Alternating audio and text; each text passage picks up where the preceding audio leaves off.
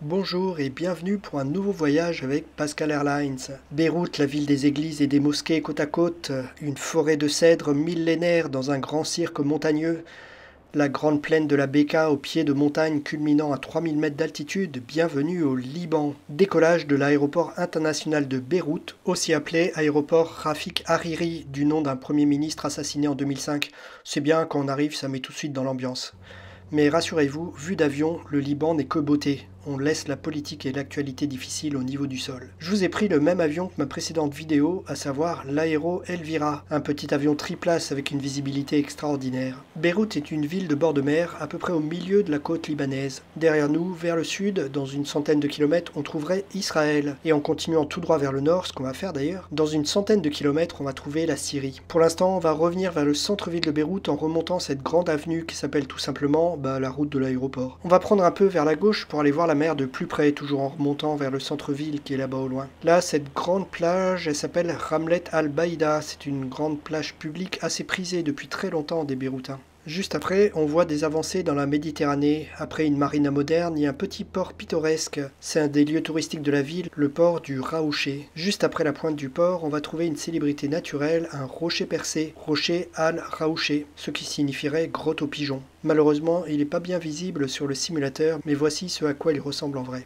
On survole actuellement Beyrouth-Ouest, et comme vous le voyez, la côte ici fait un coude et repart vers la droite en direction de l'est. Voici maintenant le centre historique, juste avant le port. Sous l'avion, là, on voit passer un toit rouge et un toit bleu. Le toit rouge, c'est la cathédrale maronite Saint-Georges, et la coupole bleue, c'est la mosquée Mohammed Al-Amin. Voici ce à quoi ça ressemble en vrai, ces deux bâtiments sont effectivement côte à côte. Juste après, toujours dans le centre-ville, on survole les ruines du Forum romain, aujourd'hui voisin de la place des Martyrs. Juste avant la mer et le port, il y a d'autres ruines romaines avec le site archéologique de Tel, toujours en plein centre de Beyrouth. Et voici maintenant le grand port de Beyrouth, le principal port libanais. Il remplace un ancien port phénicien puisque c'est ici qu'est née la civilisation phénicienne qui a régné sur le commerce en Méditerranée 1000 ans avant Jésus-Christ. Plus récemment, c'est ici sur la deuxième jetée qu'en 2020, une gigantesque explosion a ravagé une large zone. Maintenant, on va laisser Beyrouth et reprendre le cap au nord. Là-bas, en haut de ce promontoire, on va survoler le sanctuaire Notre-Dame du Liban de Harissa. De là-haut, Notre-Dame veille sur tout le pays, ce qui doit lui demander pas mal de travail quand on voit l'histoire mouvementée du Liban. Voici ce à quoi il ressemble en vrai, avec une vaste église très moderne à gauche et une grande statue de la Vierge Marie à droite qui veille sur la ville de Beyrouth qu'on voit au fond. Remonter la côte permet de voir ce qu'est le Liban, une bande côtière assez étroite avec des montagnes en arrière-plan. Ces montagnes s'appelant tout simplement le mont Liban. Il faut dire que le mot Liban signifie blanc en vieux phénicien, en référence à la couverture neigeuse qui recouvre souvent ce mont Liban. C'est ce paysage de montagne qui se jette dans la mer qui fait toute la beauté et la variété de ce pays. Ça donne même un climat agréable puisqu'on peut trouver de la fraîcheur en montant. On peut même faire du ski, il y a des stations, il y a des stations de ski au Liban. Ski le matin, plage l'après-midi, il n'y a pas beaucoup d'endroits comme ça dans le monde. Une trentaine de kilomètres au nord de Beyrouth, on survole ici les ruines romaines et le château de Byblos, aussi appelé château de Giblette, malheureusement pas représenté sur le simulateur. Le château fort du 12e a été construit directement sur les ruines romaines. Ici, on va quitter la côte et monter un peu dans les montagnes pour aller voir une forêt mythique pour tous les Libanais, la forêt des cèdres de Dieu.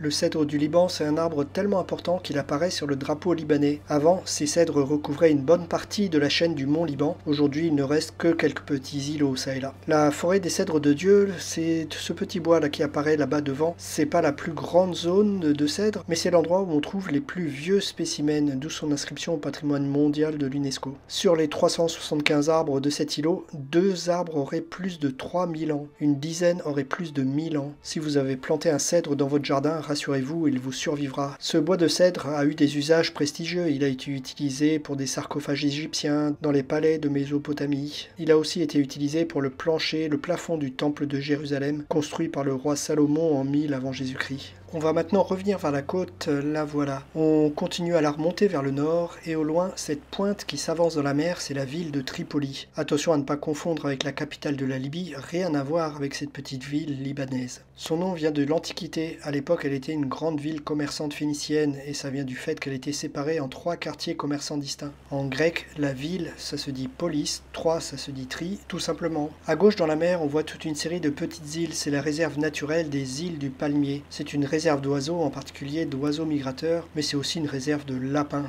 En effet, les Français ont introduit des lapins au début du XXe siècle pour pouvoir ensuite les chasser, histoire de s'occuper pendant les week-ends. Voici maintenant le port de Tripoli, en cours de réhabilitation après différentes destructions liées à la guerre avec la Syrie. En effet, la Syrie, elle est juste à côté, elle est à 30 km d'ici en suivant la côte. Mais plus intéressant, un peu plus à l'intérieur, on va trouver l'ancienne ville de Tripoli, avec le château Saint-Gilles, juste devant l'avion, là en dessous, au bord d'un vallon en plein centre-ville. Voici ce à quoi il ressemble en vrai. C'est un château du XIIe siècle, construit par les croisés et reconstruit au XIXe siècle par le gouverneur ottoman de Tripoli. Retour le long de la côte, toujours vers le nord, vers la Syrie. À droite, on voit un petit aéroport. Juste un peu plus loin, l'embouchure de la rivière, là-bas, c'est la frontière syrienne. La rivière, elle s'appelle Nar al-Kabir et elle fait la frontière entre la Syrie et le Liban sur plusieurs dizaines de kilomètres le long de tous ses méandres.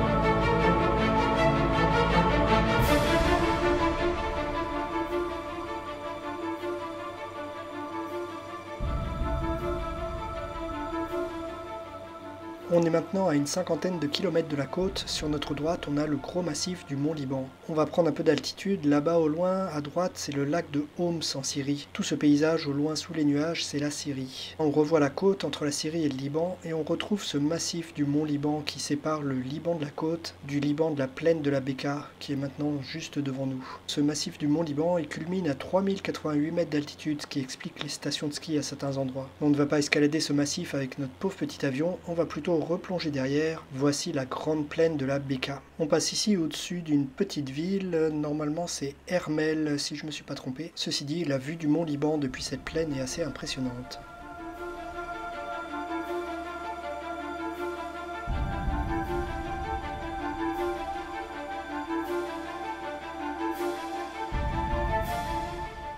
Ci-dessous, on voit que cette plaine est aussi assez cultivée à certains endroits, comme ici à Djaboul. On continue à redescendre vers le sud, et au loin à gauche, on commence à distinguer une ville, c'est Baalbek, ville patrimoine mondial de l'UNESCO grâce à ses ruines antiques. À l'époque grecque, cette ville s'appelait Héliopolis, de Hélio, soleil, parce que cette ville était très chaude, et encore aujourd'hui, on y bat régulièrement des records de chaleur. On va aller voir le site antique de Baalbek, mais là encore déception pour la fidélité de la représentation. Le site est là juste devant à droite de l'avion, mais les temples antiques sont tellement bien conservés que les ordinateurs pensent que ce sont de vrais bâtiments, d'où ces bâtiments redessinés en 3D, là où il y a en particulier 3 temples, dont un, le temple de Bacchus, particulièrement bien conservé. Du coup, on fait un petit tour dans la vraie vie, encore une fois avec des photos pour voir ce site antique. Ensuite, on va laisser Baalbek derrière nous et poursuivre toujours vers le sud, dans cette plaine de la Bekaa, au-dessus de terrain encore très cultivé. Là-bas au loin, on voit l'aéroport Tal al-Amara. De ce côté-ci du mont Liban, les coteaux se sont révélés propices à la culture de la vigne. Ici, là devant l'avion, les cultures qu'on voit sur ces pentes, ce sont les vignobles de Dzalé.